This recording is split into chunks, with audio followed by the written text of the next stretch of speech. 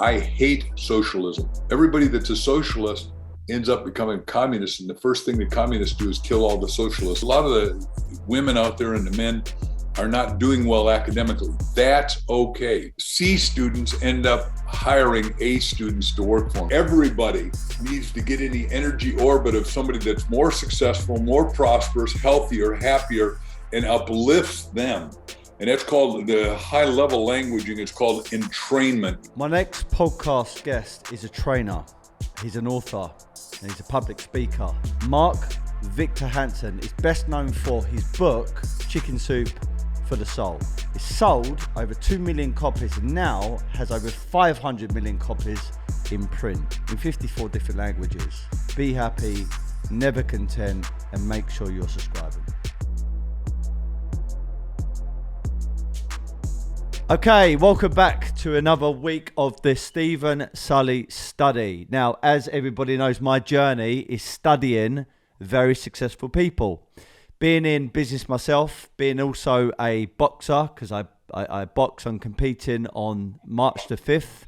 I love to interview go-getters, entrepreneurs, athletes, people that have gone through adversity. And my next guest, who's in front of me over Zoom, a guy I've been trying to pin down for some time because I know he's a great entrepreneur, great speaker, great author, and he's got so many other great attributes to him, is a guy called Mark Victor Hansen. So thank you very much for your time and thank you for agreeing to come into the podcast. Delighted to be here, and congratulations on your show and all the people that you're interviewing, because everybody needs somebody to look up to. Everyone needs a mentor, and those of us that have succeeded in whatever field or endeavor need to be mentors to mentees. I'm totally, and a lot of times we can get it off the air, and when they find somebody, then they ought to pursue their whole study if they're in alignment. And if somebody wants to study me, I've written 318 books, so they got a lot of work, and I own a couple companies, so that all works too. What sort of stood out for me? So first and foremost, Mark, I mean, I got introduced to you by the great Rob Moore. He is a mentor to me. In actual fact, when I started my journey into the podcast world 3.5 years ago, was basically partly thanks down to Rob. He's got a very successful show called The Disruptive Entrepreneur, so I wanted to highlight that. And I listened to the podcast interview that you guys done together, and I thought it was fantastic. Partly because, Mark, it's just the way you speak. I'm in sales, right? So I'm part of a brand called Woodbury House. We are a art company that promotes a Canadian artist who made his name in New York called Richard Hambleton. He's known as the godfather of street art. And they always say that a definition of a sale is the transfer of enthusiasm. Now, selling something doesn't need to be a product. It could be a service. It could be a brand. And when you talk, even though you're not necessarily trying to sell, I buy into what you're telling me. I buy into you and what you've achieved. So first and foremost, I want to thank you for that, because you've actually motivated me in some aspects of my life. And you've also been recognized as someone that is produced or co-produced over, is it 500 million books now, Mark? Something like that? Yeah, over 500 million books. And my goal is 1 billion, which I got to say that those 144 people that turned us down, because you said, do you handle adversity? And the way to handle adversity is one clean 4-letter word, NEXT, which is what we're teaching in our book, Ask the Bridge from Your Dreams to Your Destiny, because everyone gets rejected. Everyone gets squished. Everyone gets hit in the solar plexus, to use a boxing term. And the fact of the matter is, we all have to just keep saying next until you find the person that's in alignment with you so you can go manifest your dreams. And all of us have dreams. We do. So I want to take it back to the beginning then, Mark, because there's going to be a big audience that know who you are and listen to your interviews, listen to you talk live, and also listen to books and read your books, etc. But for the small demographic that may not know you yet, your background, your background, Mark. Clearly you're American, so you were born in New York. Am I right in saying? No, my parents lived in a place called Waukegan, Illinois, outside of Chicago. They were Danish immigrants. My dad had a little bakery. He wanted me to be a baker. I said, look, Dad, I don't know what a white glove guy is, but I think I'm one of those guys. I went to university. I got to be with the smartest guy on the planet at the time, Buckminster Fuller, Einstein's best student, arguably, who wrote 40 books and 2,000 inventions and all that. So then I tried to be Bucky, which was a mistake. I lived in New York. I built the Wall Street Racquet Club, Botanical Gardens, aviaries, and I lost $2 million in one day. The oil embargo went up and I crashed and burned because I couldn't get any what's called PVC, polyvinyl chloride, petrochemicals. So my best, worst experience. So all of a sudden for 6 months, I'm ready to kill myself because I thought, God, I lost all that money and I'm trash. I'm living in Hicksville, Long Island, New York, in $100 month rent with 4 other guys in a little house. And I say, okay, God, what is it that I'm supposed to do? He says, what is it you want to do? And I said, I want to speak to people that care about things that matter, that would make a life-changing difference. I thought, way cool. So I go to my 3 roommates in Hicksville and breakfast. I say, hey, guys, any of you know somebody that's not a celebrity, not a Broadway star, not a medical doctor, not a lawyer, that is making money speaking, that's relatively young so I can relate to him or her? Guy said, yeah, man, we have a little guy talking to all of us in real estate here today, Chip Collins out in Hauppauge, Long Island, New York. So I jumped my little beat up Volkswagen to bankruptcy court, said not taken to me, ran out, watched this guy mesmerize the audience. You could feel their hostility in the beginning because interest rates were in America at 28%. It was just atrocious and nobody was making any money. Well, this guy got them to laugh, dance, have fun, and believe in themselves, because what I teach now, my model is you got to have self-awareness to get to self-expression, to get to self-mastery, to get to spiritual self-realization. Anyhow, I said, Chip, teach me what to do and how to do it. And he said, if you'll stay out of real estate, I own the 5 boroughs, the 5 cities of New York, and Manhattan and Long Island and all that. So I said, well, where am I going to sell? He said, sell the life insurance. It's a bottomless pit for motivation. So I went out and started talking to little life insurance companies, did 1,000 talks a year for the first 3 years. But people kept saying, man, that story is so good. Do you have it in the book? So the first book I did was literally Stand Up, Speak Out, and Win. And it's not available anywhere, but we sold at $10 each. I sold 20,000 copies to little bitty groups, Stephen, of 6 or 10 or 12, never more than 50. And I made $200,000, man. I thought I had died and gone to heaven, man. I got me a brand new Chrysler Cordoba car with white Corinthian leather. It won't mean much to you, but back then that was styling and profiling. So that's how I started. And then I've never stopped writing books. And if I had a regret, it would be I should have done more books faster. How's that? You've had a lot of success with the books, but I'm going back to just what I noticed about you, which is that passion, that energy, that excitement, and more importantly, your tonality. It's very, very gripping. And I've got to be honest, when I go and see speakers and I'm in the same room and they talk and they've got powerful tone like you, it really does grip me, and it gives me another lease of life. I think every entrepreneur goes through the ups and we also go through the downs. And I think it's very, very healthy that every so often to reboot your system, listening to good podcasts, reading good books, but more importantly, getting around people with good energy, people like you, is important. So when did you realize that you had a knack or a gift to do public speaking and talk to big audiences?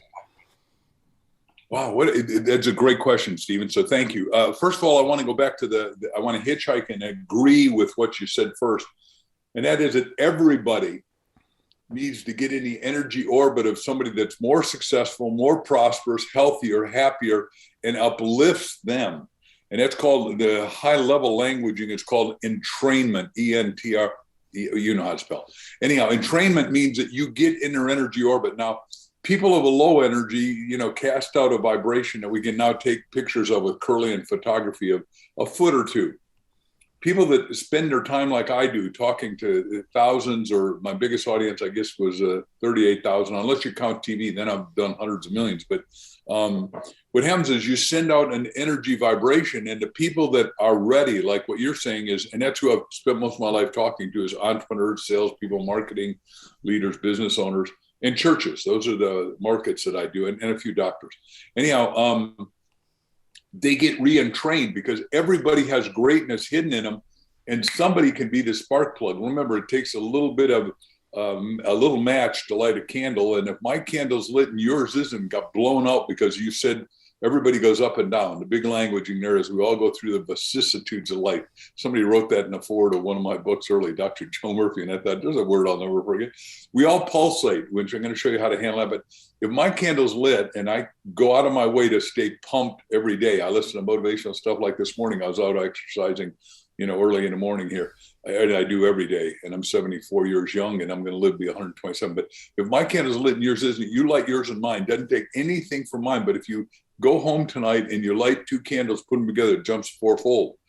People need to be with other people that are tuned in, turned on, and aggregating to a higher power. Then the next thing you said was entrepreneur. And as you know, I've written 7 money books, and one is called The 1 Minute Millionaire. And this is what happened to our friend Rob made a fortune reading this. And the first line I have in 1 Minute Millionaire, which everyone needs to get now, not because I'm trying to sell a book, but the first line I wrote is there's a million ways to make a million. There's one right, easy, acceptable way to you. Now, everybody shouldn't be a speaker. Everybody shouldn't do real estate. Everybody should do something. And we use, this is my corporate colors, purple and yellow, but the butterfly is a universal symbol of freedom. And what entrepreneurship creates is freedom. And I don't care what you do as long as it's honest, ethical, and moral. But the point is, an entrepreneur takes a problem, fixes it, scales it, and then makes a vast profit. And it's spiritually the right thing to do, because what the big guy said, Jesus said, the greatest amongst you is servant of all. Well, I'm just serving a few people, so I'm okay, and I'm going to do the same thing I did last. No. You're here to create, grow, and contribute, and that's what an entrepreneur does. And right now you say, well, oh my God, the system's down, and the politics are down, and this is down, and shipping's down. Look, those are problems. If you can figure out how to fix them, you can make a fortune. And by the way, you deserve to make a fortune. And you got to stop listening to negative news. When I went bankrupt, I was listening and reading New York Times every day, all the bad, it says all the news fit to print. They missed one word. They missed all the bad news fit to print. And it was crushing my little spirit. And yeah, I listen to motivational, inspirational, educational stuff every day. And then I watch YouTube positive stuff at night with my wife for a little bit before we go to bed. And I stay tuned in, turned on, and I'm here to solve the problems and figure out how to make the world work for 100% of humanity. 100% of humanity can be physically, economically successful, abundant, and well off, and healthier than we've ever been. Now, we got to get rid of some people that are dumbass squared. They're trying to stifle that and control all kinds of stuff that doesn't need to get controlled. We need free enterprisers, and that's what I believe in. I love everything you said. So there's a couple of sound bites there which I want to just pick up and carry on talking about. With my podcast here, Mark, my void I'm trying to fill is, I'm 36, okay? And when I was younger, and you could probably agree with this as well, there was no such thing as social media. There was no such thing as podcasts. There was no such thing as really, like the whole YouTube kind of entrepreneurial conversations happening. The only real place you can find it is either go to a public speech or maybe go to a library, something like that, okay? Had there been podcasts when I was younger, 15, 16, 17 years of age, it would have shaped my desire to go down a certain path. So now I know there's probably young men, young females out there that are not so good at school because it's something that doesn't really trigger for them. But what will trigger is listening to great conversations like this, okay? And I'm not in this space to be a mentor as of yet. I'm not in it to be a self-help guru or anything like that. I'm just here to have decent conversations with decent people who are go-getters and they've been around the block and they've got life experience, okay, which you definitely tick those boxes. But one thing I did say at the start of the year, I rarely do a solo episode, but when I do, it's on reflection of the conversations I've had with my guests. I've got almost 200 episodes out there. I've been running this for 3.5 years, and I've interviewed a lot of people, especially a lot of athletes. And the main thing I took from 2021 out of all the episodes that I've done with guests is, if you want to become a success, be around the right people, because there's two types of people, kind of. There's radiators and there's drains. Some people will drain you of your energy, drain you of your ambition, and drain you of your belief. Other people will radiate your belief, radiate your skills, and radiate your higher profile of yourself. And whether you want to become the best mum, best dad, business person, best athlete, you need to be around the right people to keep you on track. How important has that been in your life? 70 plus years, been around the block, traveled the world, lot of success. How important being around the right people has been to you? Okay. First of all, I love the way you did it. And if you write a book and you want to do it with my publishing company, we ought to call it Radiate, because that is a heck of a single title. I'm saying single title books really work. And I love the word radiate, because you want to hang out with people that radiate. What my colleague and friend, who I'm working with his daughter now, he had a publishing company called Charles Tremendous Jones. Isn't that a good name? Charlie Tremendous Jones. It sounds like a bank. Charlie used to say, and he and I were very close. We did all the Amway meetings all over the world together with 10,000 people, 38,000 people. Anyhow, Charlie would say, you're the sum total of the people you meet and hang out with, and the books and audios, and there wasn't videos yet really, that you listen to and watch that uplift, enchant, and elevate. And so the point is that what I teach is 4 principles. Number 1, you got to figure out what you want. And that's critical, because you got to, like I said, I wanted to be a speaker. The infinite said, Mark, what do you want? You got to get definite with the infinite to have the infinite get definite with you. So obviously I've been one of the highest paid speakers in the world. And then I said, well, I want to be a writer that speaks. So that's even higher paid. So you figure out, number 1, what you want. Number 2, you got to put it in writing.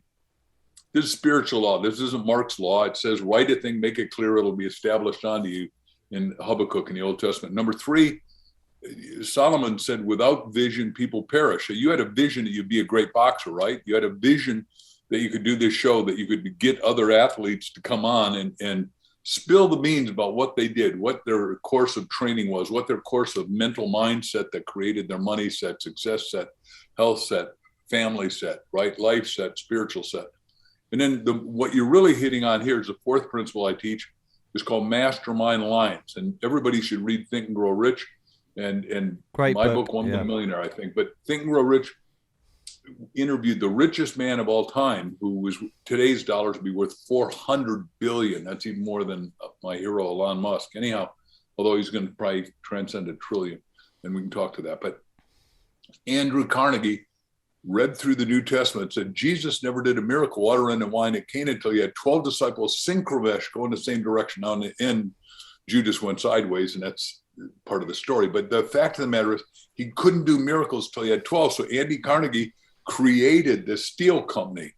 And what he was is an integrated conglomerate. Now, the guy that's doing an integrated conglomerate in America is Elon Musk. Every other car company is stifled and stopped because they can't get chips. What did he do? He was smart enough to do an integrated conglomerate. He makes his own chips. So Tesla's still making cars while everybody else has stopped because, well, we're going to buy from China because they're cheaper. Well, today, as we're making this, China, I've been there 80 times because I've sold 374 million books in China. So, and I love the people. I don't like the CCP, the Chinese Communist Party, because I told you I'm a flaming capitalist and really good at it and want everybody to be a capitalist. I want everyone to have freedom. Anyhow, Mastermind Lines is 2 or more get together in this spirit, the spirit of cooperative harmony, pursuing 1 or more goals, form a 3rd new mind that is invincible and unstoppable.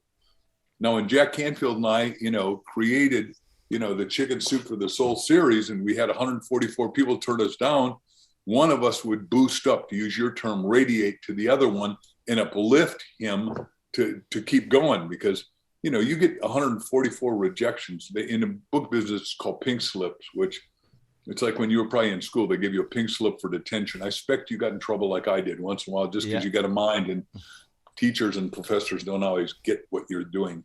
Anyhow, Jack and I decided to do it. And then we, even though our spouses at the time were saying they're no longer our spouses, but said, hey, you can't do this and you guys are nuts. Why don't you just go out and keep speaking? Well, once this book took off, and my goal, I write all the goals, right? I wrote, we'd do 1.5 million in a year and a half.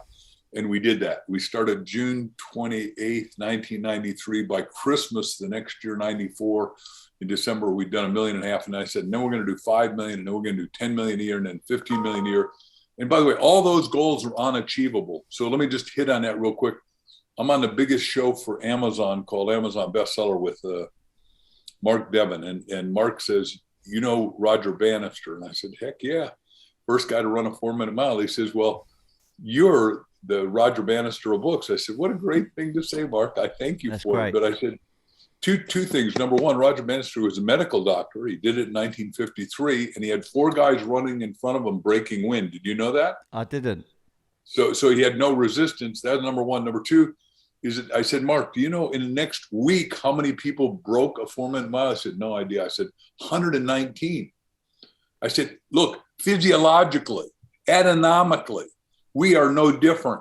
I get goosebumps telling you that, which is corroboration of the truth. What changed? The mindset, the belief system, because Christ said you're done unto you according to your beliefs. So the belief was, you're an athlete, you run under a 4-minute mile, your heart will jump out of your chest, you'll be a dead person, you're going to fall over on the track. That's what they believed.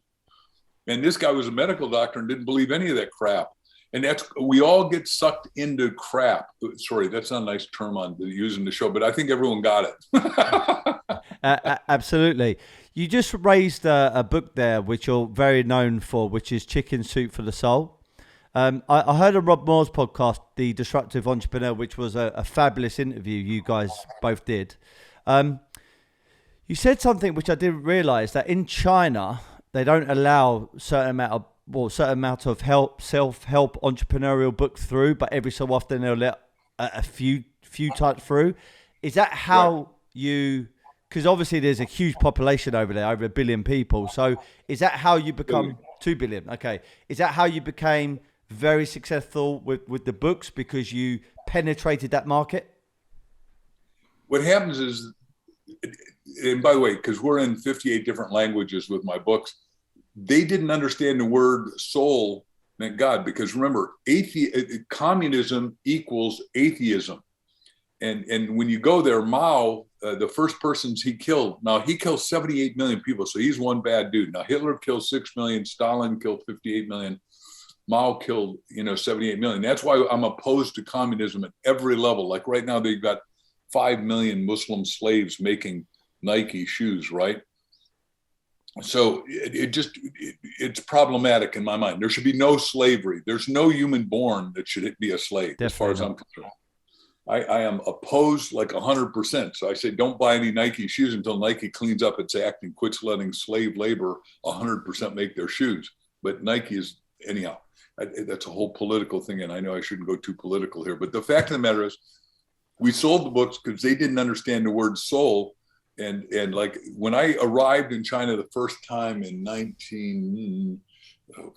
going to say 97 or 98, right? By then I was doing 10 million books a year. And the guy who was our promoter, who's still my friend forever, Dr. David Chu, famous guy there, a business guy. David had us speak all over China, both my wife and I. Anyhow, he gave me a list of 28 things. I couldn't say the word Christ. I couldn't say the word God. I couldn't say the word Jesus. I couldn't say this and that. So I would always do cute things like King Solomon, the richest guy ever, worth $4 trillion. The Old Testament guy who wrote Psalms. Anyhow, King Solomon said, without vision, people perish. Therefore, I translate that for all of you. With vision, you flourish. And it was only business guys that could afford. They charged a lot to attend my seminar. I'm the world's best-selling author, so they all wanted to meet me, get a picture with me, have Crystal and I sign our respective books together, because we do a lot of them together. You mentioned earlier that you're in your 70s, 76? Say again? How old are you, 76? 74. 74, okay. I want to ask you this question, okay? And I'm actually asking the viewers, the listeners, to also think about this question. How many 74-year-olds right now have got the same energy as you, in good nick like you are? You look like you keep yourself really trim, athletic and healthy. And more importantly, have got this purpose. So my question to you is, at 74, at whatever sort of mature age, the viewers are at this present point in time, what is the key, Mark, of staying young? mindset creates health set, life set, love set, joy set, money set, every set. So you got to set your mind, and you got to set it first thing in the morning and last thing at night before you go to sleep. And my wife has lots of degrees, but one is that she is a hypnotherapist. So we're in total alignment on such things. But, you know, when we're writing this book, Ask, is interesting. We're sitting at a health food restaurant eating, and just, we are in, let me do two things. Let me go back one statement. In this book, the 20th anniversary issue of Chicken Soup for the Soul, the first thing I wrote in here, I'd gone through a very painful, extraordinarily expensive divorce. And so I wrote down all the things I'd like to have in my soulmate. I wrote down, I don't know if you can see any of those, but I wrote down 267 things she had to be. You know, have a nurturing spirit, deep spiritual practices, meditates, creative, non-smoker, non-alcoholic, non-drug user, charitable, have great etiquette, have her own money, have friends that love, enjoy her personality, are thrilled to be with her, loves my family, kids, grandkids, and our kids get along if they exist, culturally, politically, socially, emotionally, spiritually aware. Anyhow, I wrote down, when I saw her, she was radiant, to use your term. She was in this audience, and anyhow, long story short, how we got together, we married. But when we're sitting at this restaurant, having the greatest meal, there's a man of the cloth. I assumed he was Catholic. He had a white clerical collar, black suit. He said, "Can I talk to you two?" Yeah, a little rude, but I said, "Sure." He said, "Do you want to know what keeps a happy marriage together forever?" I said, "Yeah, I think I'd like to know that." I mean, he started, you know, we teach the answers always in the question. So in our book, Ask. So he said, what you got to do is pray out loud together every morning and every night. Now, my wife and I prayed in church. We prayed in groups. We prayed at funerals, all kinds of stuff, but we never had planned on praying out loud. But we started doing it, and it really works, because what you're doing is you're setting your spirit here. The spirit world runs the mental, which runs the physical, which runs your results. Now, that's deep stuff, and I can unwrap it for you and take you through it if you want. But the fact of the matter is, we meditate and pray usually for an hour a day to set our vector. And when you're in tune with infinite stuff, because the infinite's infinite. Now, Genesis 1:28 says you're made in the image and likeness of God. So your God stuff's good stuff. So if God's infinite, that makes you infinite. You have infinite ability to think, to love, to enjoy, to prosper, to create great businesses, enterprises. And the poorest place or the richest place in the world is a graveyard, because people died with their songs, their music, their athletic achievements, their records, their inventions, their innovations in them, which is tragic, because they didn't feel good about themselves. That's why I said earlier, self-awareness is the first key to escalate up the hierarchy. And where Crystal and I are now, I can talk for my wife because we're so clear, is that we get in line with the infinite every day. And I got to tell you that I understand we're going through the most tragic times in history, but in the book you may have to read in high school, it said the best times are worst of times. And I add one sentence to that. It depends on your spiritual, mental, physical attitude that's going to give you altitude or give you crash and de-altitude. So the point is, it's up to each of us individually to flourish and bloom where we're planted in whatever situation we are, and make sure we're in charge of our mindset. And if you can find another person, and if you got a sweetiekins, then it's a little easier if you're in total bonded, positive bondage and alignment.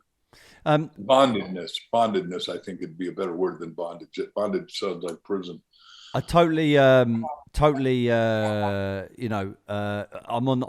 the same page as you with what you just described, and what you just said there is such an important lesson. I listen to a lot of, let's say motivational speakers, a lot of podcasts, and one which is a bit old school. Some of the younger viewers may not know this gentleman, but I'm pretty sure you will do. You'll know this name, Mark. Is Zig Ziglar.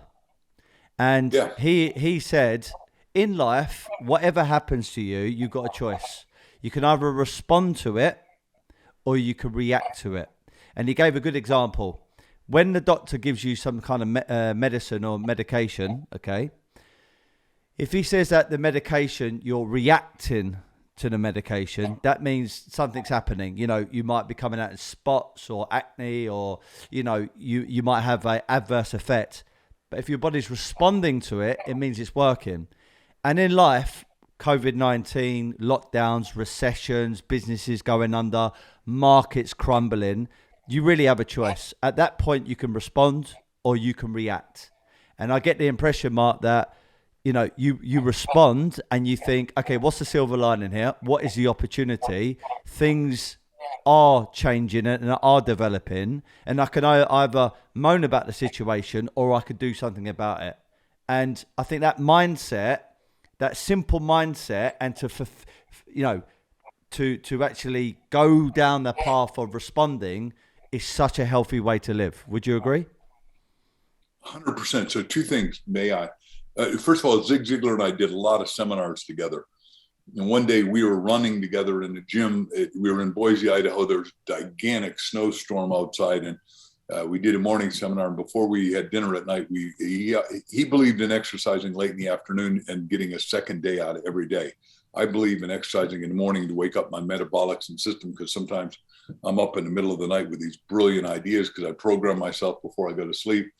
Give me the solution, give me the title of this book, or tell me how to, like we've had a problem with one of our partners and we had to extricate him from one of our companies, and I need to know an elegant, omni-effective way to do that. Anyhow, amazing. So, but Zig and I were great friends. We were running that one time in Boise, and he said, Mark, the interesting thing is nobody, because we were talking about having critics, because the more successful you get, the bigger target you get in your back. And I've got a fair amount of critics, not a lot, but a fair amount. And he said, and he had a lot of, because here's the guy from the deep South. He talked with an accent, all that. And but I love Zig. So he said, a lot of people now claim they're from Yazoo City, Mississippi, like me, They think they make you successful. Anyhow, Zig said, once you get critics, they never build a statue to a critic. And I said, wow, that is really interesting. That's true. And everybody that performs, it does something heroic, or, like I've got a couple of Guinness Book of Records, like the most books ever sold and stuff. I got a couple others, and my wife's getting one right now, probably. So the point is, and that was one of the things we wanted to do, because, you got to write down too many goals. What do you want to do? Because if you got great goals, you'll get them. If you got no goals, somebody else will get them. So that's like dumbass squared. If you don't have goals, it's your fault. And the goals have got to be in writing. So when I sit with people that tell me how great they are, I say, good, show me in writing your goals. Like I just showed you all the goals I just wrote on my white. Well, there's two guys, myself and DeMartini, who I'm sure you've heard on thing, that have over 7,000 goals in writing. We're the only two that have shared. Dr. DeMartini and I have been friends for 40 years. Anyhow, so that's that part. I don't know where I was going to go with the second part. So you get to ask a whole new question. How's that? Well, look, again, listening to some of your interviews, especially the one with Rob, and you just mentioned there, you've performed or spoke with Zig Ziglar, which I think, when I got into sales at like 19 years of age, I mean, he was an absolute legend. There's a couple of key names: Jim Rohn, Zig Ziglar. Jimmy and I did a lot of seminars together. We did all the People Network, literally around the world. Average audience 4,000. I'd go on first, Jim go on second. Jim would say, now you get the living hurricane, who's a Hurricane 5 when he talks. Yeah. And Jim's great. I think both of them are powerful speakers. So you've got Jim Rohn, Zig Ziglar. There was a guy called George Zalicki who done the Profile of a Champion. Tony Robbins. Yeah, I know Tony well, yeah. And who else was there? Their name escapes me, but there's been a few Proctor? Yes, from The Secret, but also Brian Tracy. Who was Brian? Just somebody's writing my biography right now, Mitzi Purdue, who I'll recommend to have her on the show. But she interviewed Brian about me yesterday, and I got Brian into metaphysics and starting to read Dr. Emmett Fox on the mental equivalent and stuff like that. And we're both. Brian is the encyclopedia of our industry. There's nobody that has studied more. He reads whatever number I tell you is wrong, probably, but 50 books and then makes a program out of it. Reads 4,000 or 5,000 words a minute. God bless him, and remembers everything. And here's a guy who couldn't graduate high school. Oh, that's what I wanted to say. A lot of the people out there, what you said, and I wanted to make sure I hitchhike on it, because a lot of the women out there and the men are not doing well academically. That's okay. Two things.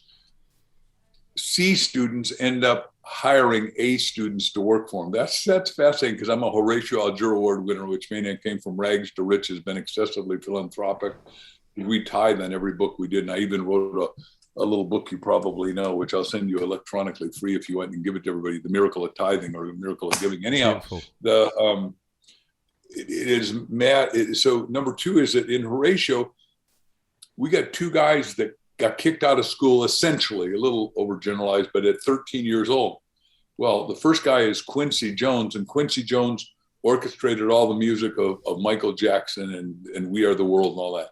Second guy, who's really active still and a friend of ours and just got remarried, David Foster, helped make Barbra Streisand and Celine Dion and Whitney. And here's two guys, each of them separately. They didn't know each other, got kicked out of school. They were different ages and all that. But at 13, school system linearizes you're only good if you know this, this, and this, and this, and you get grades and all that, and that.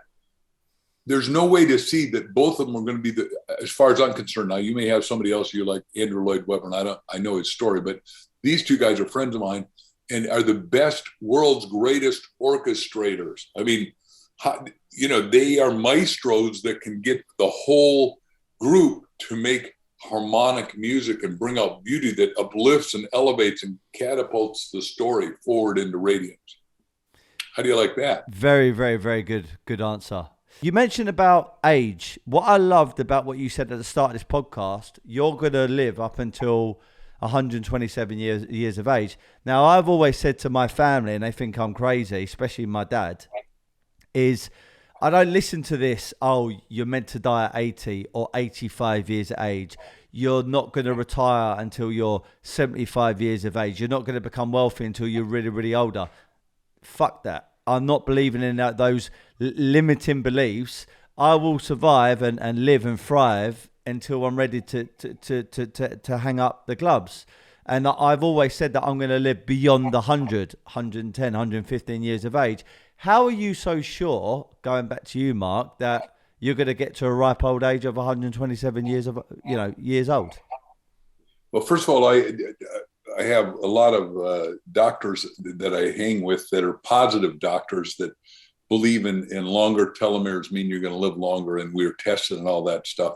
Second of all, I listen to all the top guys, whether it's Dr. Peter Diamandis or Dr. Ray Kurzweil, who wrote a book that if you live long enough, you live forever. And he said, the first thing you do is nutraceuticals, and I take 78 herbs and vitamins a day. So this is a healthy system. I mean, when I go in and give my blood every quarter to get it tested, they go, oh my God, you really have veins. Well, the point is I exercise, I do weight training, I do all the stuff that you're supposed to do. We climb all the highest mountains here in Arizona and wherever we are in the world. So the fact is that I am physically fit, mentally fit. And then the second level, as Kurzweil said, is that the next level is doing stem cells. Well, my knees got so bad, I thought I was going to have to crawl to the bathroom. And I went and I paid $15,000 and I got my own stem cells. If you know about stem cell stuff, I'm using the wrong term. It looks like they walk it in front of you. They have a spinning thing. I can't remember what it's called, but anyhow, and they get rid of all the 95% of the bad dead cells and only the good live cells. Well, they put it in my knees, not painful. I mean, it was a needle and all that in both knees. And like that, I went, oh my God, my knees work again. This is wonderful. And I can run and I can jump and I can do trampoline. I can do everything again, climb over the mountains and no pain. And to be ambulatory is critical. Everything is critical because life is motion. When I was in graduate school, we were working on going to the moon. I had the world's greatest physiologist teaching me, Dr. Alfred Richardson, who wrote all the books. And he said, the first sign of life when we arrive in Mars or arrive on the moon is, does something move, right? It's got to survive, but if it moves, it's alive.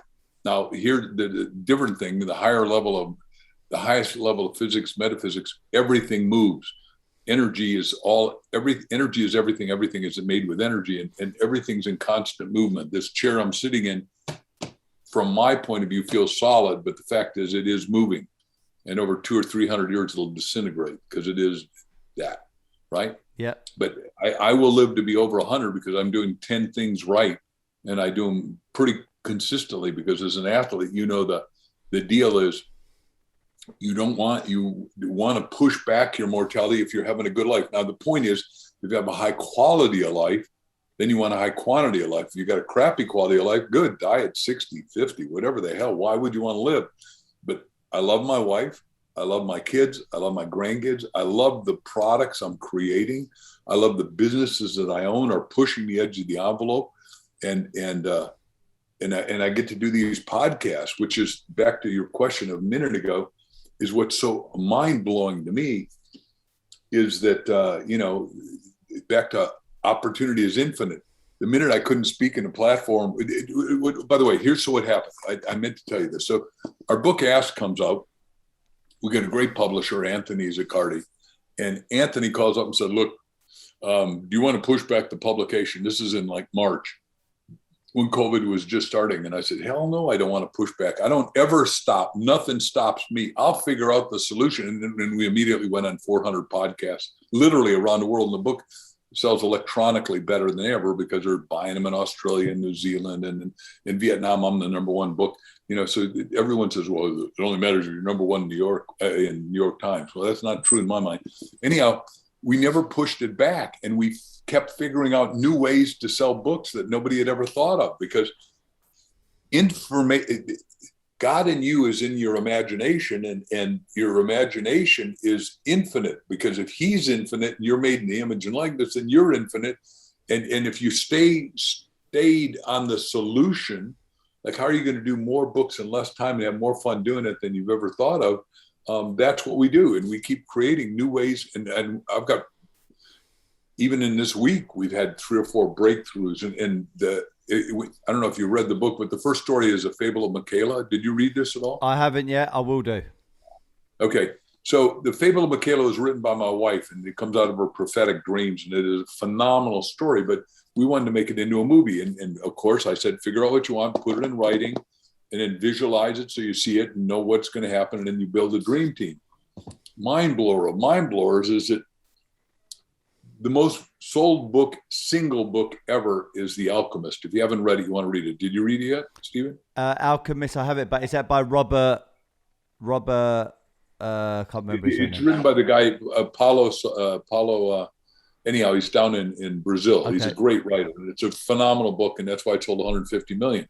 Because we only write books that are quality, sticky books, and he wrote a great book. So the mind blower is the people are making that movie right this second. Are finishing it in Morocco. Well, they came to us and said, we want to do The Fable of Michaela. Well, heaven, right? It opens up, because you got to have a big vision. You got to be going somewhere.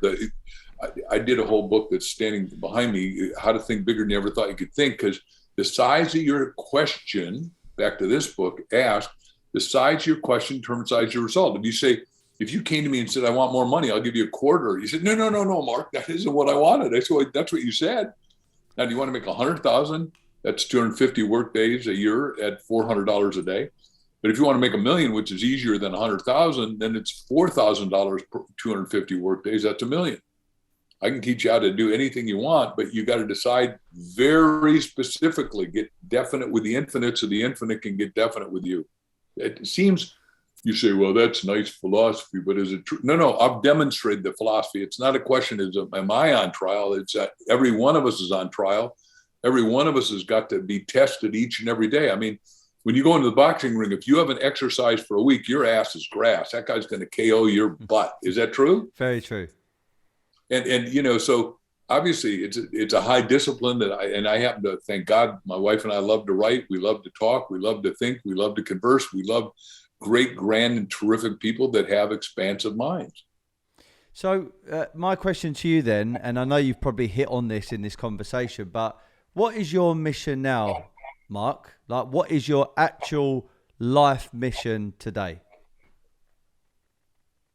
There's a multiplicity. I've got 10 goals that I even wrote down when I was 21, but at the level of books, I have created a new book company called the Mark Victor Hansen Library.com, markvictorhansenlibrary.com. And we ghost write books for people because 98% of the people can't write. So we write them and put your name on it and help you sell it. And we're doing, you can go and look at our website and it's pretty good. I think it's great, as a matter of fact. And we're booming because what happens is, remember, my parents came out of socialism. My uncle created a black band to take all the Jews out of Germany into Denmark and came up to my father, 14 young Uncle Sven came up to Paul, my dad, and said, "Here's $100 passport. You're going to America." I'll kiss both cheeks. Said, "Son, brother, I'll never see you again because Hitler's got $100,000 hit on each of us." So I hate socialism, and some of these people that want a free lunch, which you and I are against, everybody that's a socialist ends up becoming communist. And the first thing the communists do is kill all the socialists. Like I said about the first thing Mao did was kill all the intellectuals, kill all the Rinpoches, kill all the priests, ministers, rabbis.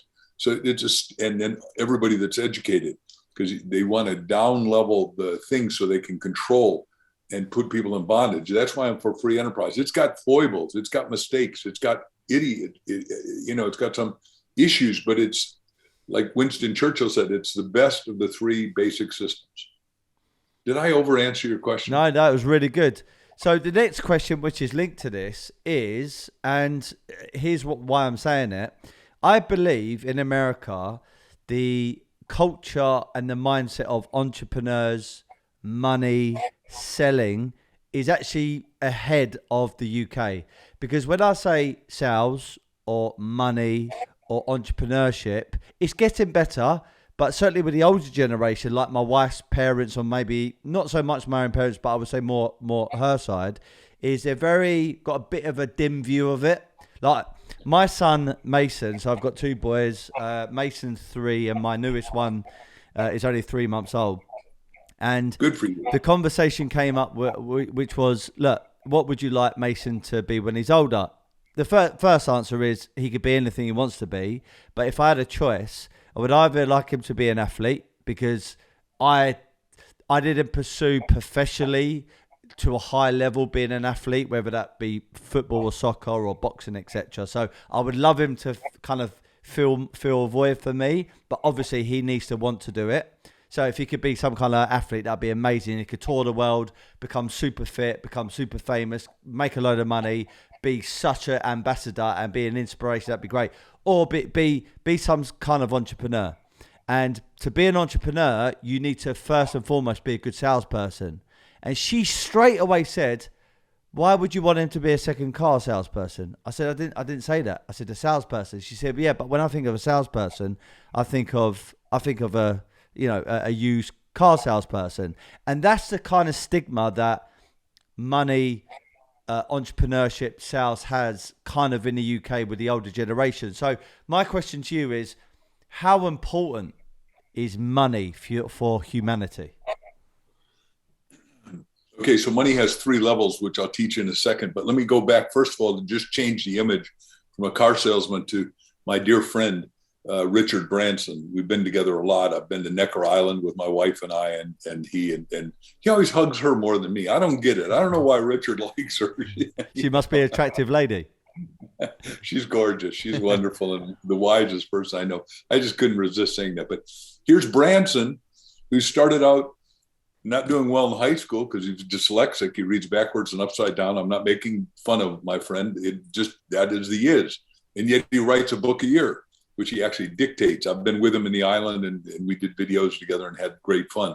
And the point is, started out writing a student magazine. They had so many subscriptions. He started doing records. The Beatles came out and these 2 people came to him and said, "We want you to do our record." I'm shortening this. I'm missing a lot of points, but I'm just trying to get to the end of this. And that is, the guy had shaggy hair and said, "What's your name?" He says, "I'm Mick." Well, hell, it was Mick Jagger. And Mick says, "Not only do I want to do it, but my friend Janet wants to do it." And that was Janet Jackson. Well, obviously they rocked the world and all the Peter Gabriel and on and on and on. I can go through, I know his story pretty well. And I study him because here's a guy who now owns 421 businesses with billions. He's going into space. He's doing all this cool stuff, but he is basically a salesman marketer. And he says, "Look, I spend 60% of my time hustling, selling my virgin product." That's what you need to do with your in-laws, is change their image. Instead of looking at lowly, and by the way, there's a lot of car dealerships that make a lot of money, but the point is, all you got to do is change it to, he's the penultimate of salesmen in your country. Sorry. Yeah. Yeah. For sure. So quite naturally, money is important. I always say to people that, look, personally, I don't believe money makes you happy, but what it does do, it gives you choices. And for me, Right. when you've got choices, you are a bit more relaxed because you're not forced into a corner to do one thing. I'll give you an example.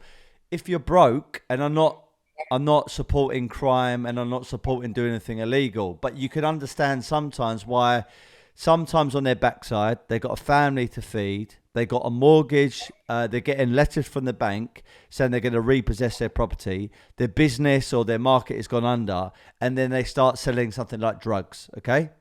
And Totally correct. that is, they may feel in that point in time, which isn't true, but in their mind, they've got little choice. So with money, investing money wisely and making a good amount of money, you have choices, and therefore it gives you that flexibility, which eases off the pressure. And I'll tell you one more thing. There's a boxer that I really admire. A lot of people don't like him. He's a bit like Marmite. You either love him or hate him, okay? He's a guy called Floyd Mayweather, or Money Mayweather. And here's what... By the way, I've met him. He's doing great. I got to apologize, but like Zig said, money may not be important to you, but it rates for me up with oxygen. I got to leave. I apologize, Stephen, but I thank you for doing this. Can I ask you one more question? Quickly. Okay, I come up with a slogan called "Be Happy, Never Content." If I were to ask you, what does "Be Happy, Never Content" mean to you, Mark? Is fulfilling your destiny is the ecstasy of life. I love you and your audience. Thank you. Nice one. Thank you. Bye.